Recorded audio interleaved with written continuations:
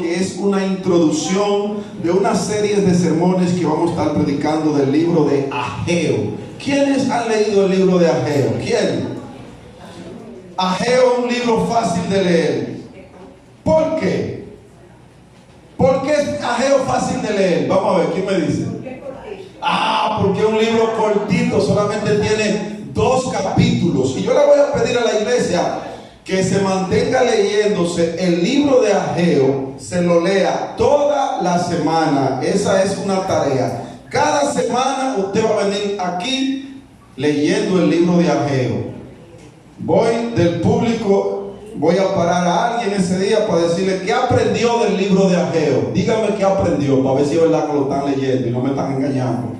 Así que a partir de hoy usted va a estar leyendo el libro de Ageo. Ya que al azar voy a tomar a alguien del público. No diga quién se quiere parar. No, vaya más. Usted venga, dígame qué aprendió del libro de Ageo.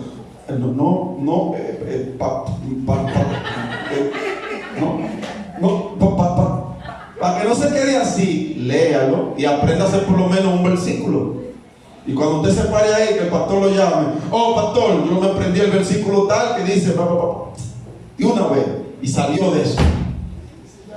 Ahora, si no lo lee, va a tener que preguntarle al que está a su lado. Va a tener Daniel que decirle: ¿cómo que dice? ¿Qué fue lo que leí? Libro de Ageo. Yo quiero que ahí del público, alguien se queden todos sentaditos, así como están. Alguien lea los 2 primeros versículos del libro de Ageo. ¿Usted lo tiene, Daniel? ¿Lo tiene ahí, Ageo? Vamos, de allá atrás, alguien de atrás, que atrás habla mucho. ¿Lo tiene? Dale, Daniela. ¿Por qué está asustada, Daniela?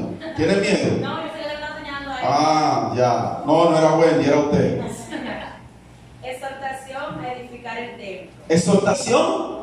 A edificar el templo. Grábense eso. En el año segundo del rey Darío, en el mes sexto, en el primer día del mes, vino palabra de Jehová por medio del profeta Ageo. ¿Palabra de quién, iglesia?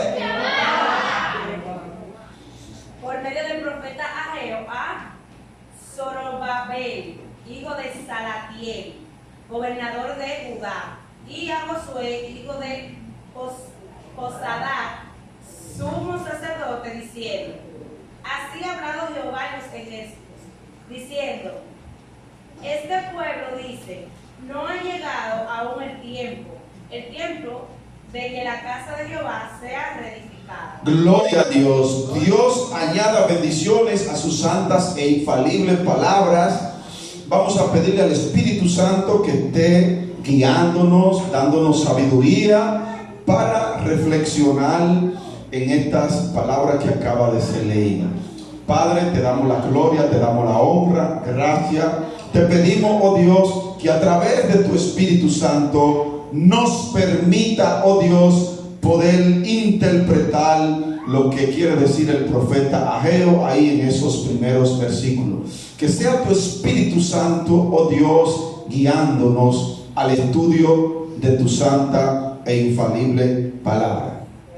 Dios le bendiga, hermanos. Amén. Siempre que vamos a estudiar un versículo de la Biblia, tenemos que pedirle dirección al Espíritu Santo. Tenemos que pedirle al Espíritu Santo que nos guíe. Tenemos que pedirle al Espíritu Santo que nos conduzca a saber la verdad de la que quiere hablar el profeta que habla en esta palabra de Dios. Como le decía, hoy solamente vamos a tener lo que es una introducción de lo que serían unas series de sermones del libro de Ageo. Casi nunca se predica del libro de Ageo. Casi nunca se predica de estos profetas menores. Hay otros que son profetas mayores. Este está entre los profetas menores. Menor no es llamado profeta menor porque no fue un libro inspirado o porque no fue un libro que está inspirado por el Espíritu Santo. No. Le llaman profetas menores porque su estadía fue muy corta. no tuvieron una estadía longeva, no tuvieron una estadía larga como el profeta Isaías, Jeremías, Ezequiel, Daniel, entre otros. Entonces hay profetas mayores y profetas menores. Los profetas menores son los que tuvieron una corta estadía, o sea que no duraron mucho tiempo. No profetizaron por un largo tiempo. Se dice que Ageo profetizó durante 4 meses. En realidad, mis amados hermanos, sabemos muy poco del profeta Ageo, más allá de lo que nos informa su propio libro. De lo que sí estamos claros es, iglesia, que Ageo profetizó en la misma fecha que lo hizo el profeta Zacarías. Y su nombre Ageo significa fiesta. Es posible que este hombre de Dios naciera en medio de una festividad religiosa, según el calendario judío. Es posible que por esa razón le llamen Ageo. Lo que sí es claro es el ministerio del profeta. Su ministerio tiene un enfoque sencillo, pero claro y contundente. Ageo insta al pueblo de Dios a ser obediente. Ageo insta al pueblo de Dios a ser un pueblo obediente. A eso insta el profeta Ageo, a ser un pueblo obediente. Lo insta a los escogidos de Dios a ser dócil. Dígale al que está a tu lado, dócil como la oveja. Santo. Sumiso, iglesia. Manejable. Pastor, ¿qué es una persona manejable? Una persona manejable es una persona que usted le dice: vamos a tratar de resolver eso por la vía del diálogo, y esa persona le dice: eso es lo correcto, eso es lo que haría un hombre y una mujer de Dios. Vamos a sentarnos en la mesa de las negociaciones y vamos a pedirle dirección al Espíritu Santo para que Él esté tomando las decisiones por nosotros y no tomemos nosotros la ley por nuestra propia cuenta. Iglesia, especialmente con una tarea: la reconstrucción, reedificación, restauración del templo.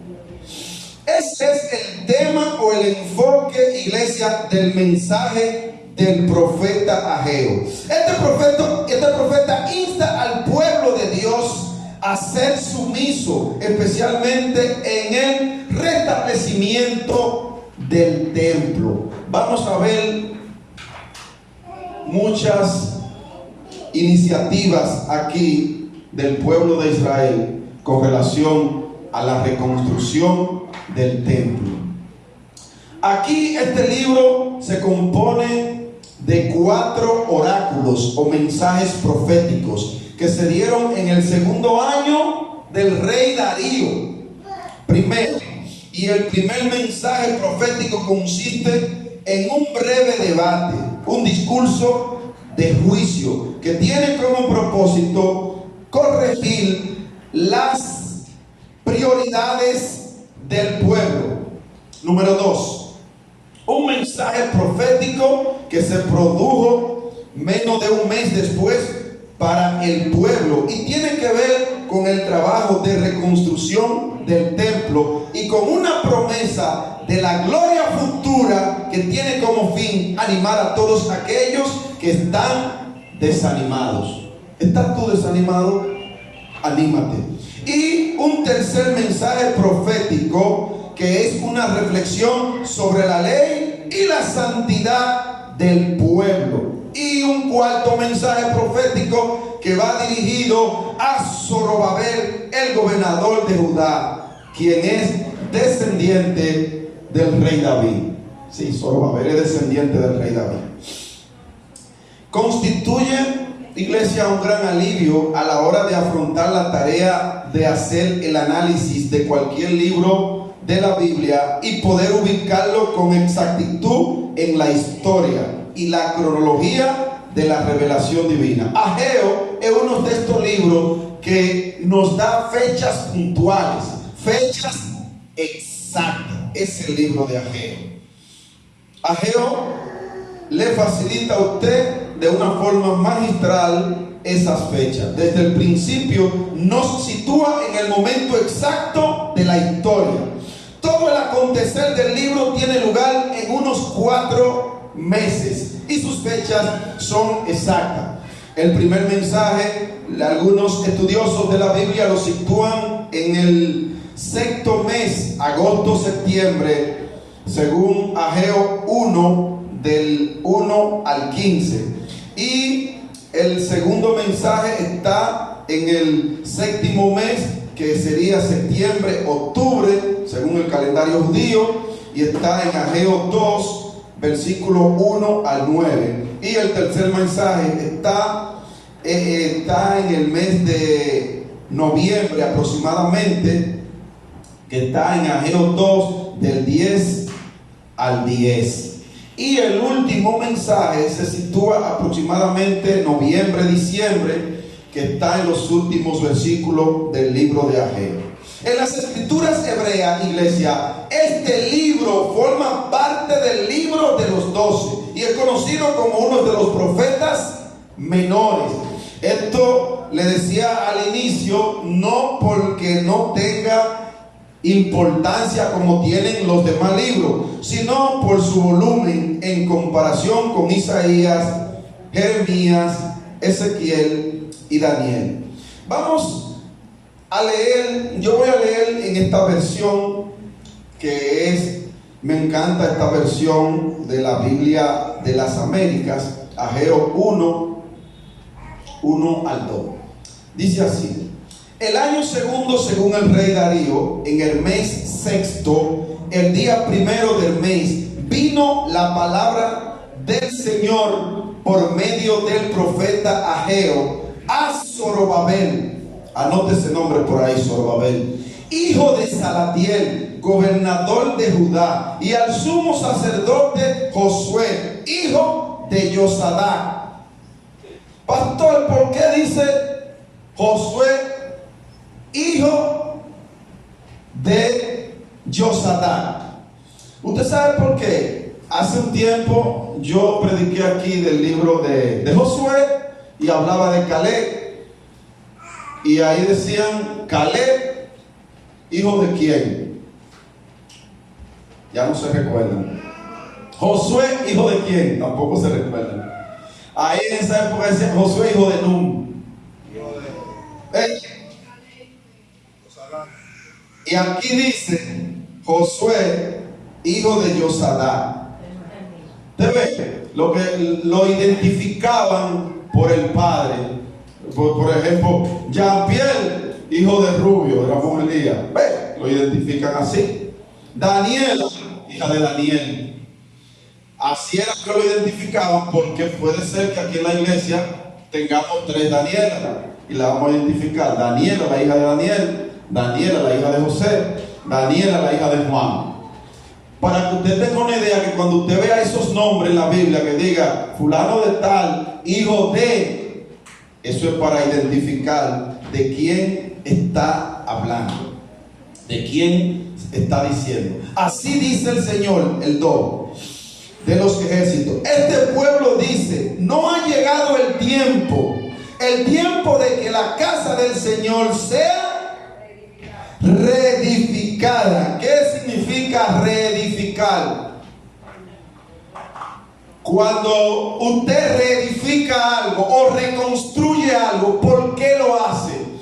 Normalmente cuando usted hace una reedificación, una reconstrucción, es porque algo se ha deteriorado, es porque algo se ha dañado. Posiblemente tu vida en un pasado estuvo deteriorada, estuvo descontrolada, y alguien un día tuvo que venir a reconstruirla, y ese fue Cristo Jesús. Reconstruyó tu vida y reconstruyó mi vida. Por eso hoy podemos levantar mano santa y decir, por su gracia somos más que vencedores.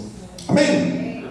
Iglesia, Ageo pertenece a ese grupo de los profetas menores, llamado así por su larga estadía en el tiempo.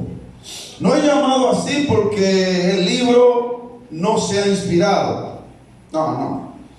Es porque fue muy corta su estadía, 4 meses. Mis amados hermanos, muchos de nosotros descuidamos la lectura de estos libros. No entiendo, iglesia, por qué descuidamos la lectura de estos libros, porque sean cortos.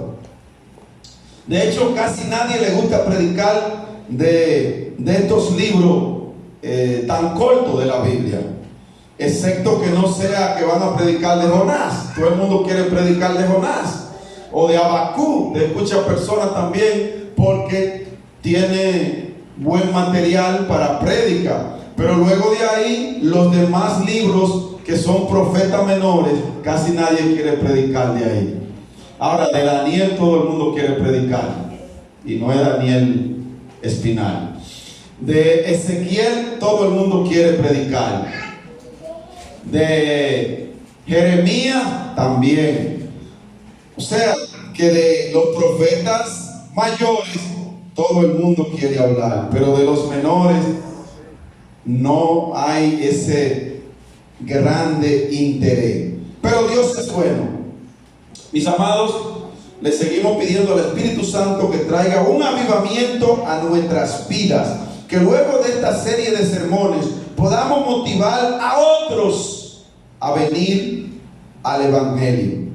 Amada iglesia, Ageo es uno de los profetas que ministró a la nación de Israel luego del exilio babilónico. Luego del exilio babilónico. Pastor, ¿con qué se come eso? ¿Con arroz con huevo o arroz con aguacate y salami? Le explico.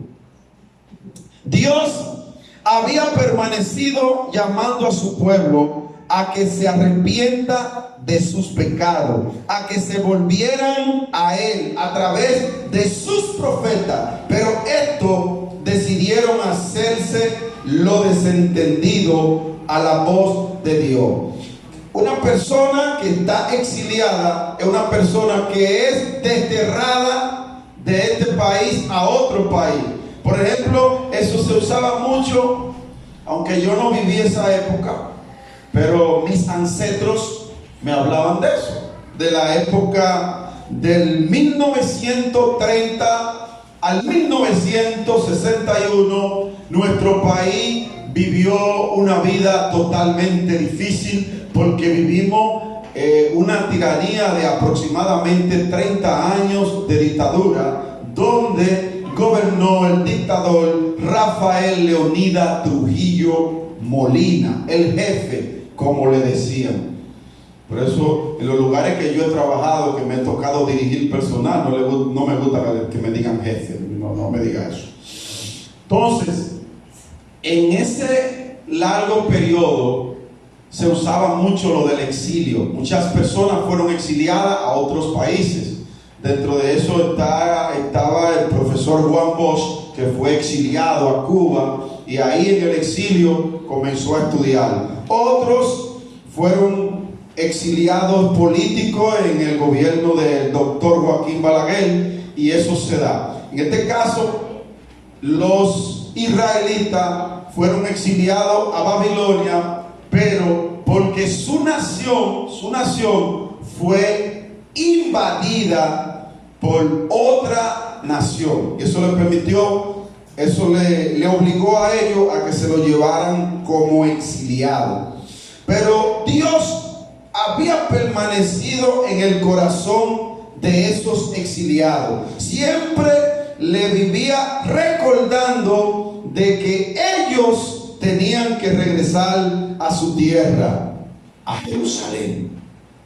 Pero esto llegó a un extremo, iglesia, que luego más tarde, en el año 586 antes de Cristo, Nabucodonosor, rey de Babilonia, destruye la ciudad de Jerusalén y termina con el templo que había allí, el templo que había construido ¿quién? ¿Quién construyó el templo de Jerusalén? ¿Quién lo construyó? Vamos a ver lo que vienen a la escuela bíblica. ¿Quién? Salomón, Wendy, correcto. Quien tenía la idea de construir el templo era el rey David. Pero recuerden que papá Dios le dijo a David: tú no podrás construirme casa porque tú has derramado demasiada sangre. El templo lo va a construir uno de tu linaje. Y lo construyó el rey Salomón. Un templo espléndido, con mucha esplendidez, oro del fino, y todo lo que había allí era de primerísima calidad. Pero este templo, cuando el rey Nabucodonosor en el 586 va a sitiar a la ciudad de Jerusalén, este templo queda totalmente devastado, destruido. Y un grupo de judíos fueron exiliados al extranjero, principalmente a Babilonia, que era la potencia militar de aquel tiempo. Iglesia, esto duró aproximadamente 70 años. 70 años. Pero durante ese periodo Dios mantuvo la esperanza en el pueblo, anunciado por medio de los profetas, que regresarían del exilio y volverían a construir la ciudad y a reconstruir el templo que habían destruido los babilonios, templo que había construido Salomón. Jehová le mantenía siempre fresca esa historia en sus memorias a los israelitas. Finalmente Dios cumple su promesa cuando Ciro el Grande, rey de Persia, emite un decreto en el año 538 a.C., permitiendo que los judíos que fueron exiliados regresaran a Jerusalén. Pero estos exiliados que iban a regresar a Jerusalén, no iban a regresar a Jerusalén por regresar. Ellos iban a regresar a Jerusalén porque tenían una tarea. Y la tarea era la de reconstruir el templo que había sido destruido. El templo para adorar a ¿quién? Para adorar al Dios de los israelitas. Mis amados hermanos, la Biblia es clara y precisa. La Biblia no se equivoca. Por eso tenemos que ser cautelosos al momento de estudiar este libro sagrado. Estas palabras que están aquí fueron inspiradas por Dios y por lo tanto, tarde o que temprano se van a cumplir. Pues miren, Ciro el Grande, sin darse cuenta, estaba cumpliendo con lo que había dicho el profeta Isaías 300 años atrás. El profeta Isaías 300 años atrás había profetizado de que el templo de Israel iba a ser reconstruido. Te pregunto, iglesia, ¿quién es tu preferencia? ¿Quién es tu prioridad? ¿Quién es tu primicia? ¿Quién ocupa el primer lugar en tu vida, en tu familia? ¿Quién es tu prioridad? Mis amados hermanos, en el año 537 antes de Cristo, un año después, y usted dirá, pastor, pero si en el 538, usted estaba hablando ahorita, ¿y cómo es que un año después, 537 ahora, no debería ser 539? Es bueno aclararle esto a los que no han venido a la escuela bíblica últimamente. Pero usted se va a dar cuenta que en la Biblia los años se van contando disminuyendo. 538, el próximo año era el 537, luego de ahí el 536, luego el 535, hasta llegar a 0. No sé si entendieron. Para que ustedes, cuando vea esos conteos, usted entienda que si decimos el próximo año aquí, después de Nabucodonosor, por eso se dice 537. Entonces, hermanos, en el siguiente año, que viene siendo el 537, después del 538, aproximadamente 50,000 judíos regresaron a Jerusalén, comandado por Zorobabel, quien era descendiente de David. Pastor, ¿cómo confirmamos eso? Váyase ahí a Mateo, busque rápido Mateo 1, en la genealogía de Jesús. Vamos a ver lo que buscan rápido. ¿Quién lo tiene ya? Mateo 1. Adelante, Dina, Mateo 1, léalo, 1:1. Libro de la genealogía de Jesucristo, hijo de David, hijo de Abraham.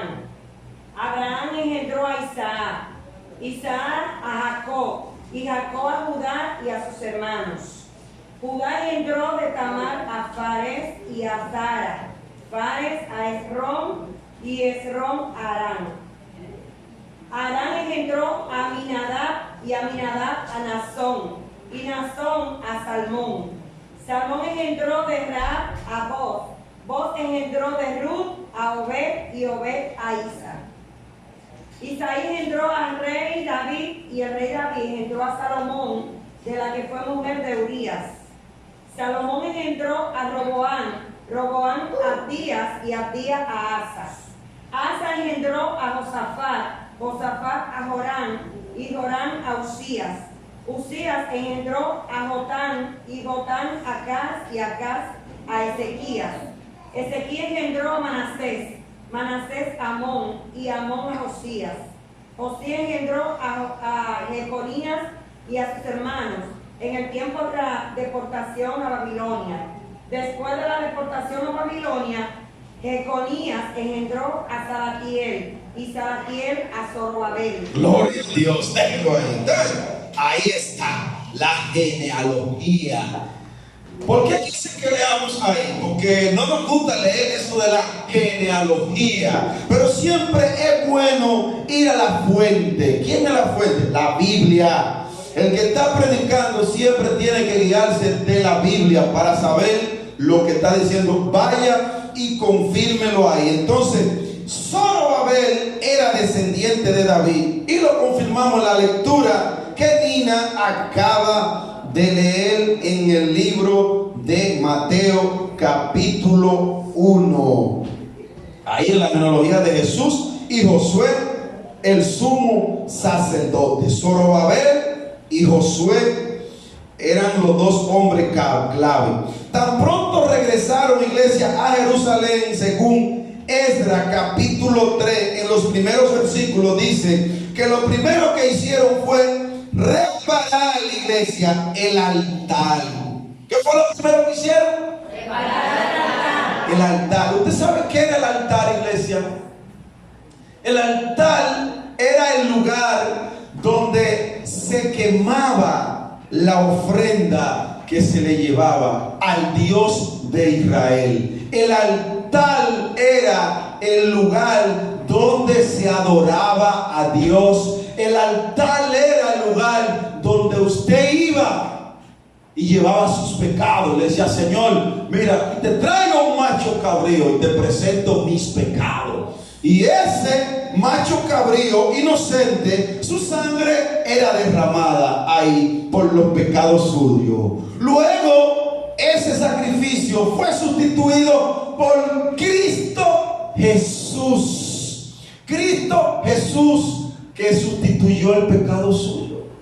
Cristo murió por usted y por mí en la cruz del Calvario. Su sangre inocente fue derramada para redimirte a ti y a mí de la esclavitud del pecado. Por eso es que por su gracia hoy tú y yo somos salvos. No por gracia, no por obra, para que nadie se gloríe, sino por la gracia del Rey de Reyes y Señor de Señores. No por la gracia que tú tengas, no porque tú cantes bonito, no porque tú prediques bonito, por la gracia, pero por la gracia de Cristo Jesús, Rey de Reyes y Señor de Señores. Él fue el que fue crucificado en la cruz del Calvario por ti y por mí. Por eso Jesucristo es el único que merece toda gloria, toda honra y toda pleitesía. Yo no sé si usted puede dar un aplauso a Dios. Él lo merece, iglesia. Jesucristo es la clave de todo nuestro éxito. Y Él murió y está sentado a la diestra del Padre, intercediendo por cada uno de nosotros. Iglesia,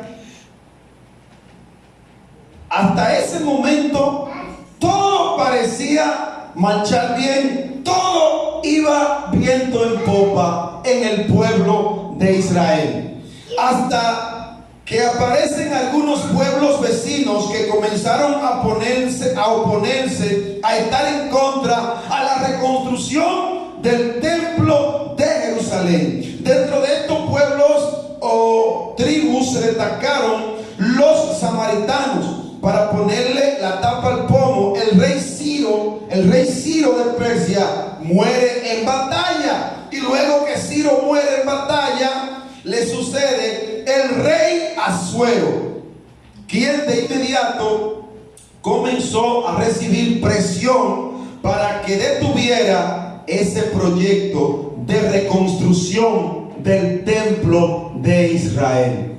En ocasiones tú estás en la iglesia buscando del Señor, alegre, contento, y ese proyecto en Dios va avanzando. Pero luego de un momento a otro se te presenta una prueba y el enemigo se mete y te golpea y te da por arriba, te da por abajo. Y tú dices, pero Dios mío, pero yo no entiendo. Ahora que yo estoy buscando de Dios, me botan del trabajo. Ahora que yo estoy buscando de Dios, mi esposa vive peleando. Ahora que yo estoy buscando de Dios, mi esposo, que no es cristiano, antes no bebía y ahora bebe, se quiere beber la licorera. Y usted comienza a cuestionarse. Dice, pero ¿por qué? Iglesia, eso es normal que sucedan ese tipo de cuestiones. Mire, cuando ya el pueblo de Israel estaba acoplado y los exiliados, aproximadamente 50,000 hombres que llegaron allí a reconstruir el templo, de otro momento aparecen unas tribus que están ahí vecinas oponiéndose. Asimismo se opone Satanás a tu crecimiento. Asimismo Satanás te hace la guerra. Asimismo Satanás te hace la vida de cuadrito. ¿Sabes para qué? Para que tú te detengas, para que tú no avances. Pero cuando venga ese tipo de cosas, reprende a Satanás y ha de ti un versículo que dice: resistí al diablo y de vosotros huirá. ¿Cómo que dice? Resistí al diablo y de vosotros huirá. Qué bueno que ustedes se saben ese versículo. Vino la oposición.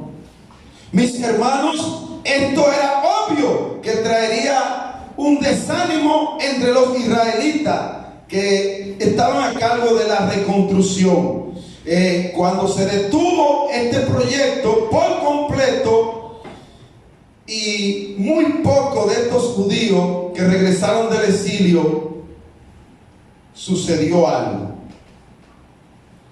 Como vino la oposición, muere Ciro, ya entra otro rey, el rey Asuero, y el rey Asuero de una vez le pusieron la oposición. No, tú no tienes que mandar reconstruir templo a Jerusalén, porque tú no eres el rey de Jerusalén. Olvídate de eso, rey Asuero.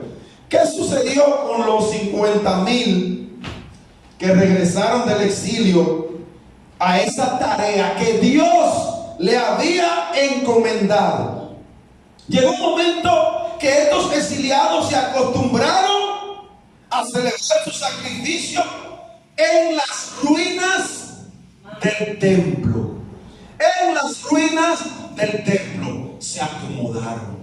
Y así mismo, en ocasiones sucede con nosotros. Nosotros nos acomodamos y siempre le buscamos la vuelta a la cosa y decimos: no, es que, bueno, yo no voy a ir a la iglesia hoy. El pastor ahorita sube el mensaje a su cuenta de YouTube y yo voy ahí y lo escucho en la cuenta de YouTube, y usted se va acomodando.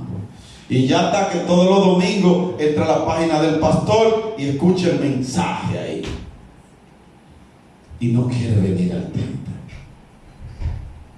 Es necesario que usted se congregue. Es necesario que usted venga al templo a recibir el pan de la enseñanza y a recibir el calor de sus hermanos. Es necesario que usted venga a compartir la palabra de Dios, pero en el templo. Entonces, estos hermanos exiliados se habían acostumbrado a celebrar su sacrificio en las ruinas del templo que fue destruido. Ahí en esas ruinas, imagínense usted, vamos a hacer un ejercicio mental. Trasládese usted tiene su casa, el que tiene su casa, trasládese, que la casa es demolida. Ubíquese. La habitación donde usted ora fue demolida, porque ahí van a construir una casa nueva. O tres casas que habían ahí vendieron a un ingeniero civil y un arquitecto, y ahí van a hacer un complejo de apartamentos. Pero lo que la chava y viene, eso está ahí demolido. Y cuando usted va al lugar de los hechos, usted dice: ahí en esa habitación era que yo tenía un altar, que yo le oraba a Dios. Pero su necesidad de orar es tan fuerte que usted va y comienza a orar ahí en esa ruina. En medio de los escombros, usted entra y comienza a adorar. Pues resulta que la construcción de ese edificio se ha tomado años. Y usted tiene que esperar que hagan el edificio y le den un apartamento. Pero usted se acostumbró a orar ahí en esa ruina y ya le puso algo de madera y se acomodó ahí. Y ya usted está tan cómodo, tan cómoda, que usted dice: bueno, si ellos quieren que no construyan ningún edificio, porque ya yo me siento cómodo aquí. Ya usted se acostumbró a que cuando llueve le caen sus goteritas de agua, pero ya se acostumbró. Los hermanos israelitas estaban acostumbrados a estar orando en esas ruinas del templo que fue destruido por Nabucodonosor, mientras se involucraban por completo en sus propios negocios, en sus asuntos personales. Esto se mantuvo así por un largo periodo. Por un largo tiempo, los israelitas se mantenían haciendo sus negocios, construyendo sus casas. Y esto duró aproximadamente 17 años. 17 años. Si le nació un hijo, en ese momento ya estaba a un año de ser mayor de edad. Y ellos estaban acomodados. Pero en lo que el hacha va y viene, el templo era ruina. Pero sus casas tenían objetos de valor, valiosísimo, de primera. Y ellos estaban concentrados en la edificación de sus casas. Hasta que Dios levanta dos de sus profetas, Ageo y Zacarías, para mover el pueblo a retomar la tarea para el cual habían regresado del exilio. Ellos habían regresado del exilio para reconstruir el templo de Jerusalén. Es en ese sentido que el profeta Ageo pronuncia los 4 mensajes que le hablé ahorita, de parte del Señor, que eso los encontramos en el libro del profeta Ageo. Estos mensajes fueron pronunciados en un periodo de 4 meses, en el año 520 antes de Cristo. 520 antes de Cristo. El pueblo, con sus responsables al frente, es llamado a la inexcusable tarea de levantar el templo. El templo en Jerusalén presenta una tremenda contemporaneidad. La reflexión a la que invita Jehová al pueblo por medio de Ageo no han sido hoy objeto de reflexión a nosotros. ¿Por qué, pastor? Porque Ageo le está dando al pueblo, como dirían en mi campo, cuando un equipo le está ganando 20-0 a otro, que le dicen, oye, le está dando una pela de calzón quitado. Eso es lo que Ageo hace. Ageo agarra el pueblo y lo latea. Prueba de esto es que ellos, iglesia, al pueblo me refiero, no le faltó ni tiempo ni energía para trabajar en sus propias casas. O sea, el pueblo que estaba poniendo una excusa barata, no le faltó energía ni tiempo para en sus casas trabajar. Ahora, para trabajar en la reconstrucción del templo, siempre ponían excusa barata. Siempre ponían excusa barata. Pero para trabajar en sus casas, ahí había tiempo y había dinero. Vistosos y caros artesonados adornaban sus techos. Sus techos estaban espléndidos. Sus techos estaban pintaditos. Estaban decorados. ¿Y el templo cómo estaba, iglesia? ¿Cómo estaba el templo? El templo estaba en ruina. No había dónde adorar a Dios. ¿Cómo está tu templo? ¿Cómo está tu templo hoy? Y no estoy hablando de algo material. No estoy hablando de las paredes de este templo, ni de las paredes de tu casa. Estoy hablando de tu templo espiritual. ¿Cómo está tu vida espiritual con Dios? ¿Qué tiempo hace que tú no oras? ¿Qué tiempo hace que tú no lees la Biblia? ¿Qué tiempo hace que tú no intimas con Dios? Pastor, es que cuando oran yo digo, Jehová escucha esa oración y ya oré. Tu relación con Dios debe ser personal. La relación del pastor Leo Gómez con Dios es una relación, pero tu relación con Dios debe ser algo personal. Tu relación con Dios no debe depender del pastor, ni del líder, ni del evangelista que tú ves en las redes sociales.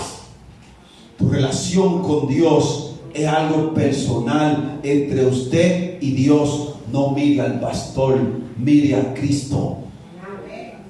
El pastor te puede fallar mañana, Cristo no te va a fallar.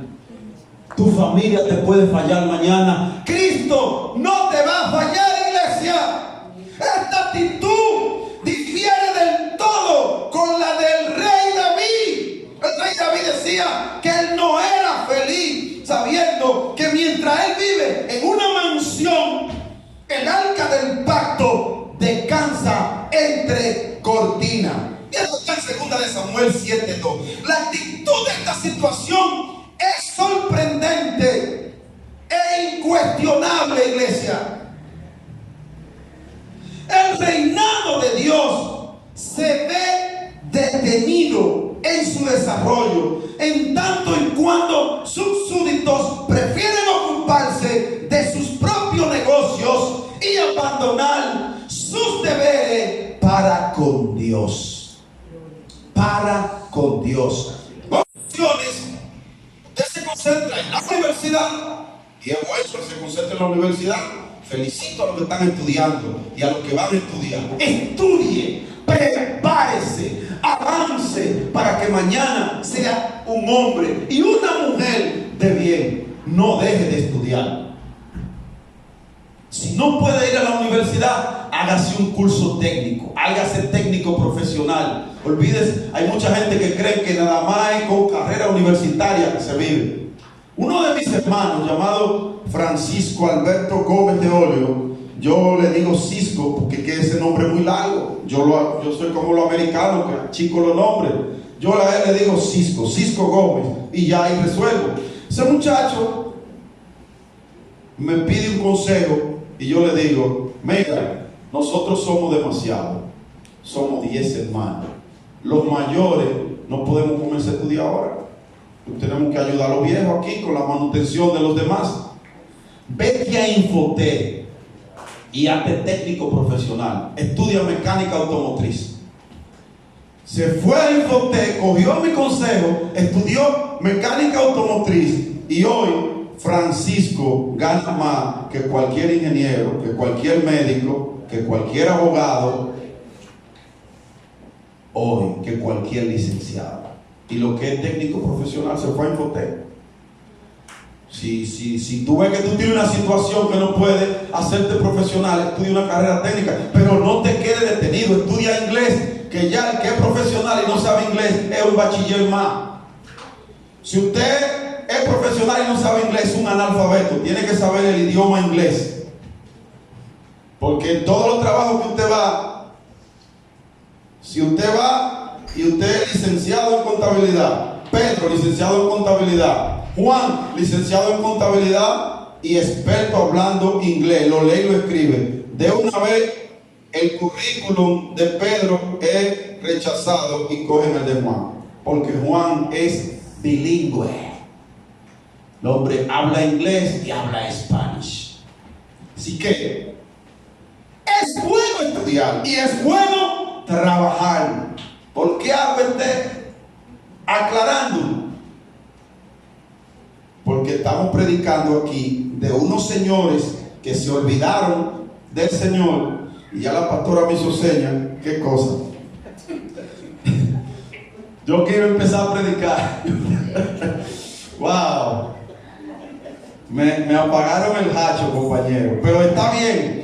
El próximo domingo vamos a continuar aquí mismo, vamos a continuar con esta serie de sermones que están interesantes. Miren, el próximo domingo usted se va a dar cuenta de todo lo que Ageo le dice al pueblo y todas las situaciones que pasó el pueblo de Israel por no escuchar al profeta de Dios. Dios te bendiga. Dios te bendiga.